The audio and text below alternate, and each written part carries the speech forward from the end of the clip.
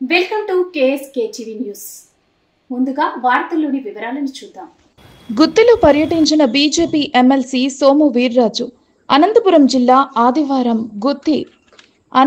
జిల్లా ఆదివారం గుత్తిలో భారతీయ జనతా పార్టీ జాతీయ కార్యవర్గ సభ్యులు మరియు ఆంధ్రప్రదేశ్ శాసనమండలి సభ్యులు సోము వీర్రాజు అనంతపురం జిల్లా పర్యటన నేపథ్యంలో గుత్తి రైల్వే స్టేషన్ నందు గుత్తి పట్టణ అధ్యక్షుడు బీసీ వెంకప్ప ఆధ్వర్యంలో బీజేపీ నాయకులతో కలిసి రిసీవ్ చేసుకుని అనంతపూర్ రోడ్ నందు గల అన్నపూర్ణ రెసిడెన్సీ నందు మర్యాదపూర్వకంగా కలిశారు. అనంతరం గుత్తికోటలోని రామాలయాన్ని పునర్నిర్మించాలని